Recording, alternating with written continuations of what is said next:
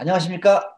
중앙대학교 정동욱 교수입니다. 오늘도 이 SMR 웨비나에 와주신 시청자 여러분께 감사를 드립니다. 어제는 저희가 SMR의 시장 전망과 그 다음에 그 시장 개척을 위한 어떠한 전략, 미국, 캐나다, 영국의 전략, 그 다음에 그거를 봤을 적에 우리나라는 어떤 방향으로 시장 전략, 기술 개발을 갔으면 좋겠다. 이런 대담을 가졌고요.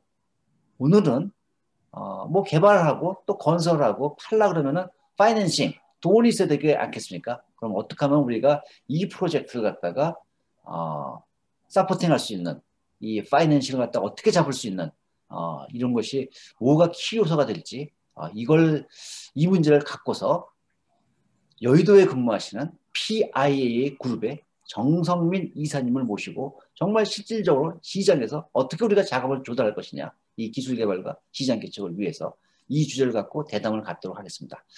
바쁘신 가운데 오늘 나와주신 정성민 이사님 감사합니다. 안녕하십니까. 저는 PI그룹에서 인프라, 금융, 자문, 투자를 담당하고 있는 정성민입니다. PI그룹에 대해서 좀 간단하게만 좀 말씀을 드리면, 저희 PI그룹은 이제 설립된 지는 이제 10년이 조금 넘은 그룹이고요. 현재 뭐 국내 부동산 개발부터 그다음에 에너지, 인프라 시장에 대한 그런 이제 금융, 투자, 자문을 진행하고 있는 회사라고 보시면 되겠습니다. 오늘 저는 SMR 돈줄을 잡아라는 타이틀로 탄소 중립과 ESG 관점에서의 원자력의 기회, 또 이에 연계된 비즈니스 모델에 대해서 간략히 말씀을 드리려고 합니다. 화면 공유를 통해서 좀 설명을 드리도록 하겠습니다.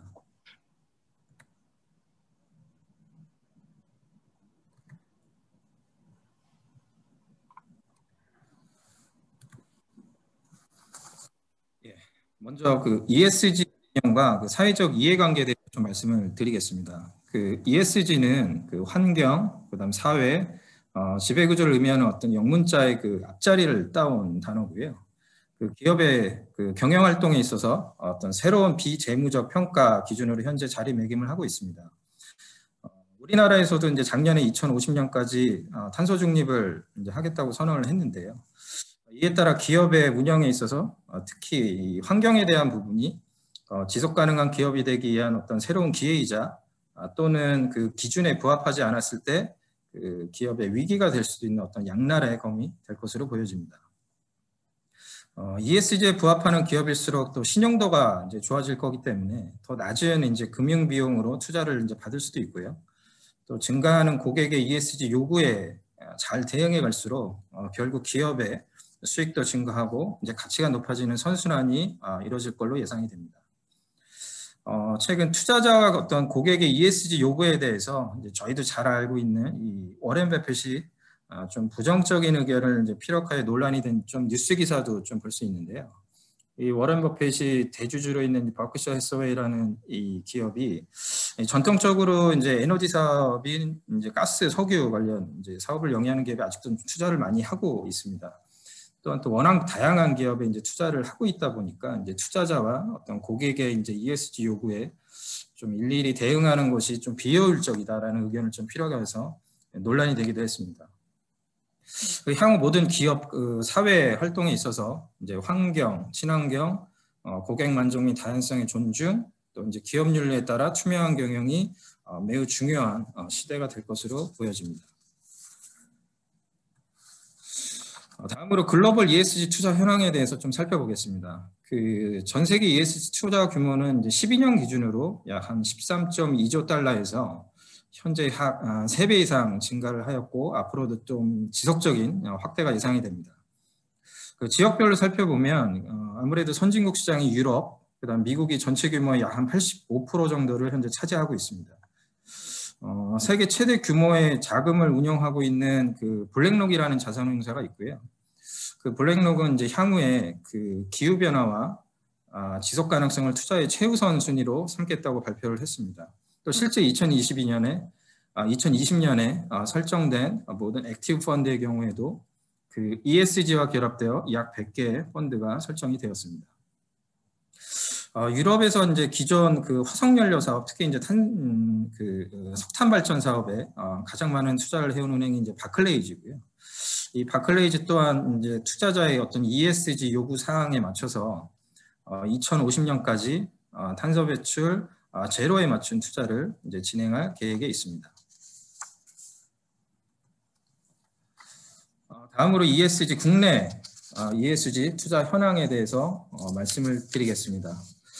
현재 그 국내에 2020년 기준으로 국내에 설정된 ESG 펀드가 약 한 41개 정도가 됩니다. 규모로는 약 4,600억 원 수준이고요.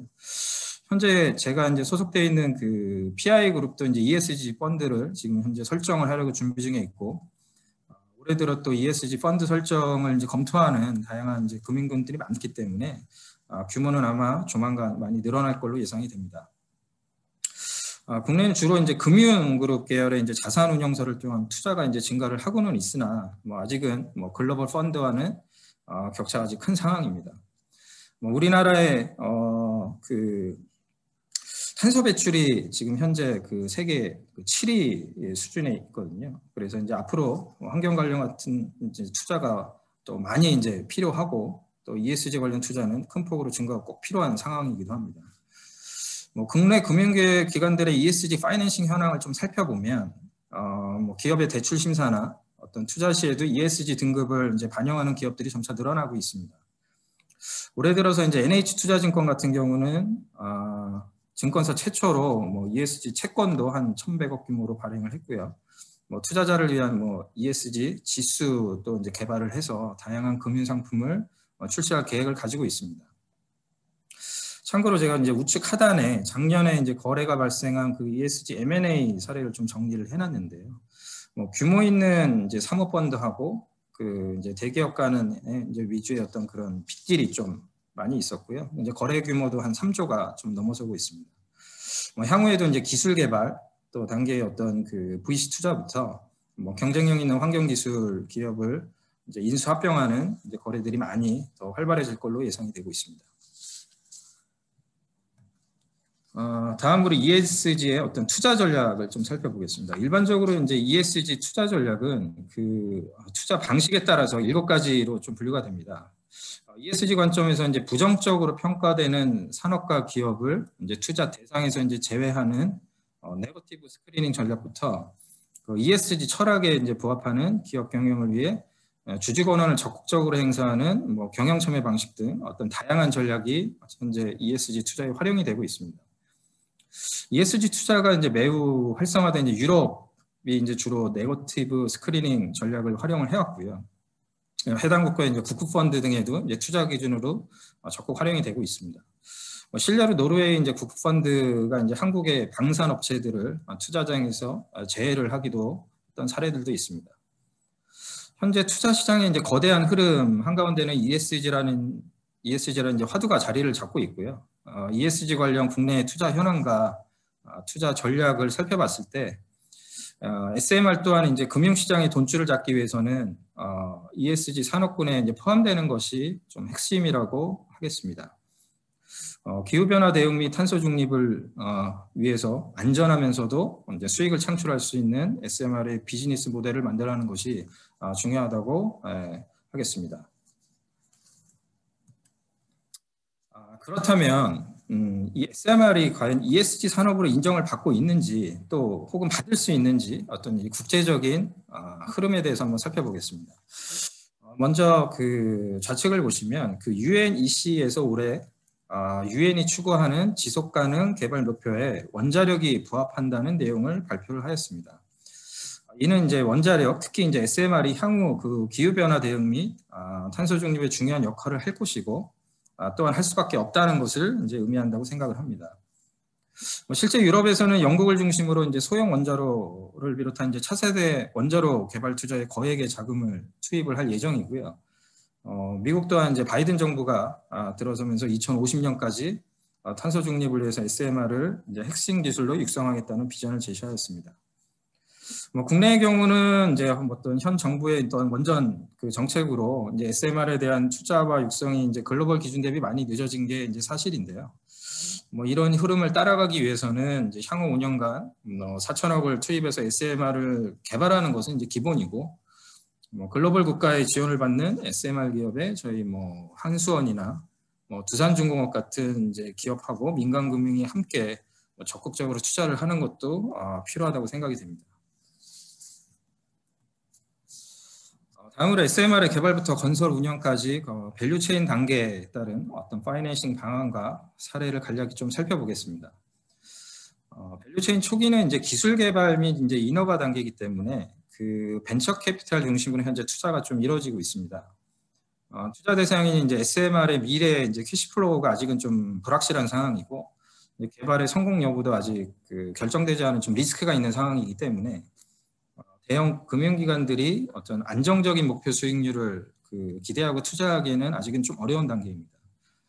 그래서 좀 더 공격적인 성향의 자금을 모아서 뭐 최소 2자리에서 뭐 많게는 몇 배까지 투자 수익률을 추구하는 이제 VC 투자가 주로 이루어지고 있는 단계입니다. 최근에는 이제 불특정 개인들로부터 자금을 모집하는 이제 크라우드 펀딩 투자도 진행이 되고 있는데요. 영국의 SMR 기업인 이제 몰텍스가 크라우드 펀딩으로 600만 파운드, 뭐 하나로는 약 한 95억 정도를 이제 모집했던 사례가 있습니다. 원자로 개발이 이제 완료돼서 이제 건설 운영 단계로 가는 단계에는 이제 대규모의 이제 자금이 필요하게 됩니다. 그래서 이제 기존 대형 원전의 경우에는 뭐 사업자 신용으로 직접 자금을 조달하는 어떤 기업금융이나 ECA 기관을 통한 이제 수출금융이 주된 그 자금 조달 방안이었는데요. 그 SMR이 설치되는 이제 소형 원전의 경우에는 뭐 기술 혁신에 따른 어떤 수익성 확보, 그다음에 이제 이 조립식 공정으로 의한 건설 준공 리스크가 좀 낮아졌기 때문에 그 민간금융 참여가 활성화될 수 있는 이제 PF 방식, 프로젝트 파이낸싱이 주요 자금 조달 방안으로 자리 잡을 것이라고 이제 생각이 됩니다. 마지막으로 이제 민간금융 투자를 위해 이제 타사업과 연계한 SMR의 어떤 비즈니스 모델을 좀 살펴보겠습니다.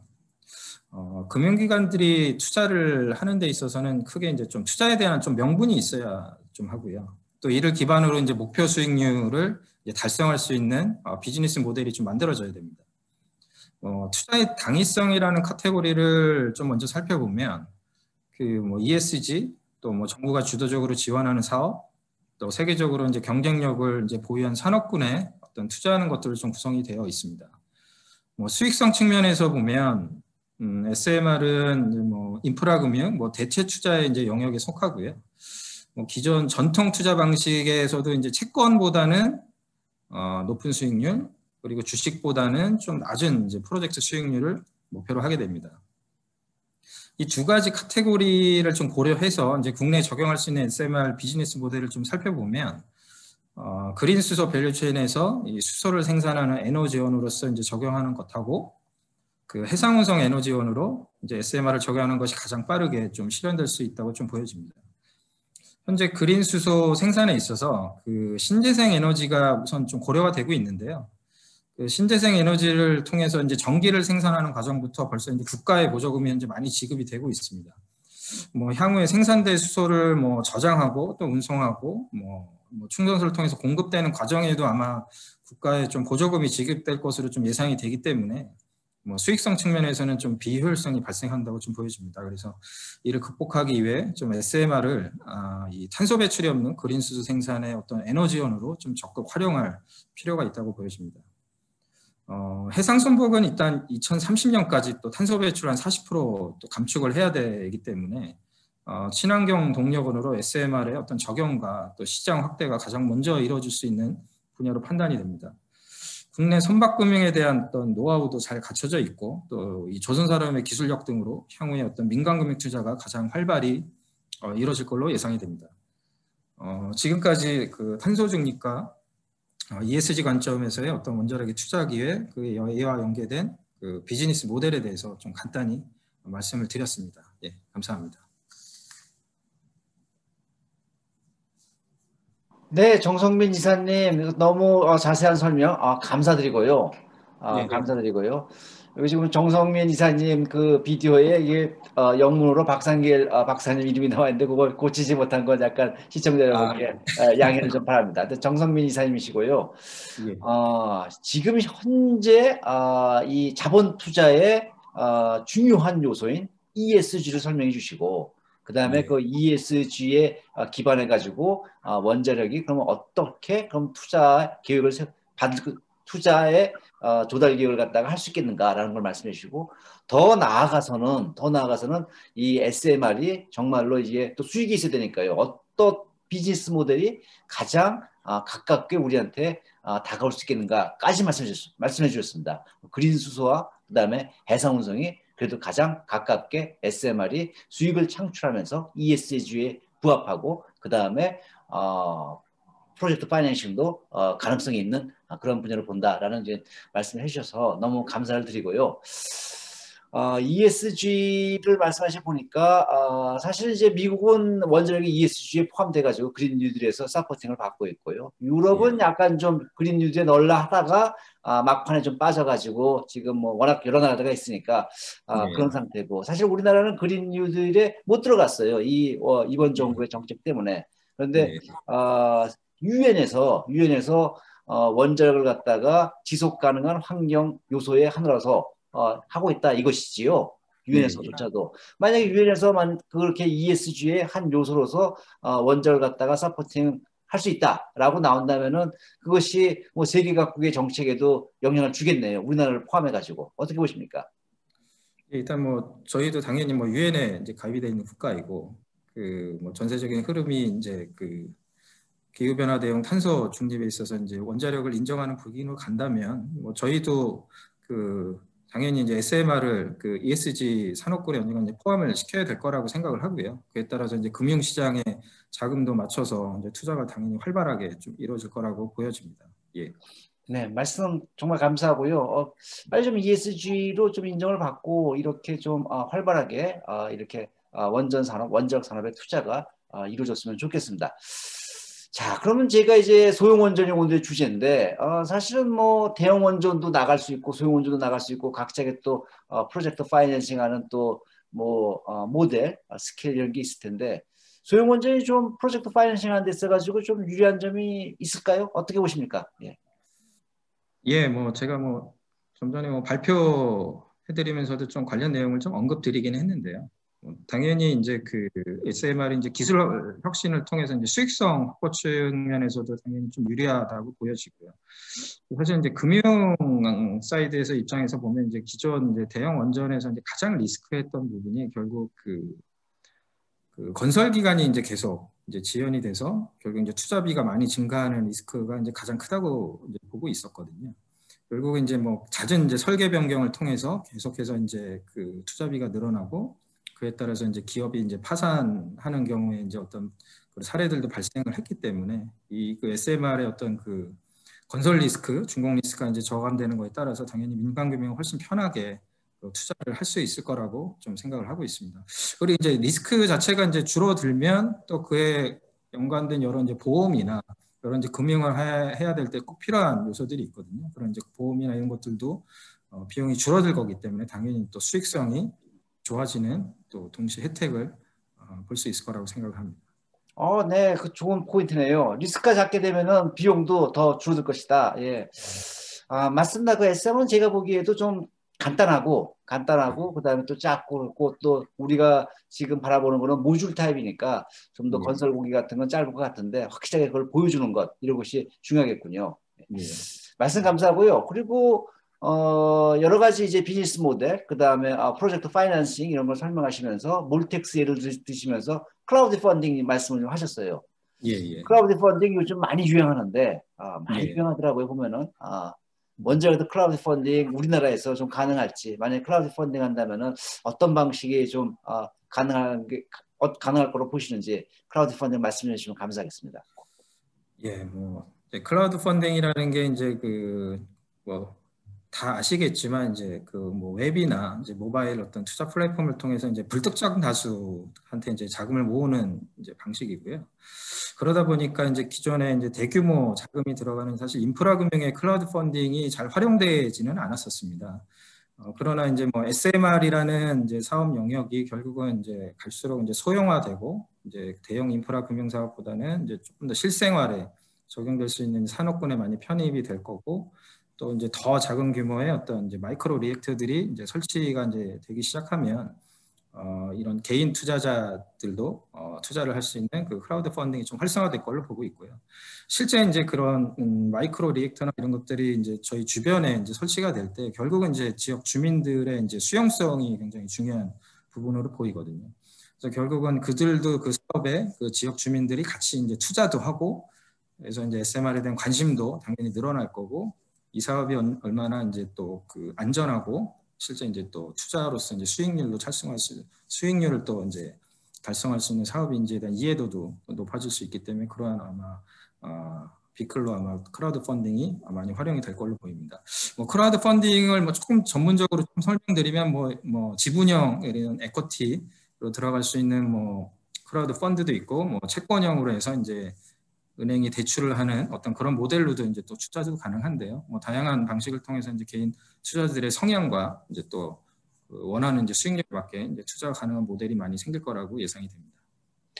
말씀 감사합니다. 그 클라우드 펀딩을 하게 되면은 굉장히 프로젝트에 여러 가지 장점이 좀 있네요. 단순히 뭐 수익을 얻는 걸 떠나서 이것이 원자력 발전, 소용로 이런 게 들어가는 지역과 융합도 가능할 수 있고요. 보다 또 많은 사람들의 관심을 갖다 받을 수도 있고요. 여러 가지 장점이 있어서 단순히 돈 문제가 아니라 그래서 잘 됐으면 좋겠고, 지난주에 저희가 이제 SMR 기술을 갖다가 알아보자 할 적에 하나 재밌었던 것이 뭐냐면은 힙파이프 리액터라 해가지고 마이크로 리액터거든요. 그거는 뭐 1메가와트, 2메가와트 줬는데 돈도 뭐 100억 수준에서 이렇게 드는 것 같아요. 그런 것들이 정말 동네마다 들어온다면은 어쩌면 또 뭐 제 생애에 제 생애를 볼 수 있을 것 같아요. 충분히 볼 수 있을 것 같고 빨리 그 시기가 좀 올 수 있기를 그렇게 또 바라봅니다. 오늘 정말 뭐 정성민 이사님 나오셔가지고 저희가 잘 모르는 이 프로젝트 파이낸싱 이 점에 대해 가지고 어떻게 하면 이 SM을 갖다가 비즈니스 모델로서 잘 만들 것인가에 대해서 말씀해 주셔서 너무 감사드리고요. 오늘 정성민 이사님 정말 감사합니다. 네, 감사합니다. 네, 오늘 대담은 PIA 그룹의 정성민 이사님을 모시고 SMR 개발을 위해서 또 건설로 돈줄을 어떻게 잡을 것인가 이런 주제를 갖고서 말씀을 나눠봤고요. 내일은 그럼 SMR의 그 기술 검증, SMR 혁신성을 많이 갖고 있는데 그 기술 검증 결국 인허가 심사를 통과해야 되는 것인데 그것을 어떻게 어떤 전략으로 어떻게 통과하는 것이 좋겠는가, 무엇이 가장 어려운 좀 허들이 될 것인가 이런 주제를 놓고서 원자력 안전기술원의 설광원 박사님을 모시고서 이야기를 듣도록 하겠습니다. 내일도 또 시청자 여러분을 만나 뵙도록 하고요. 많은 관심과 또 시청을 바라겠습니다. 감사합니다.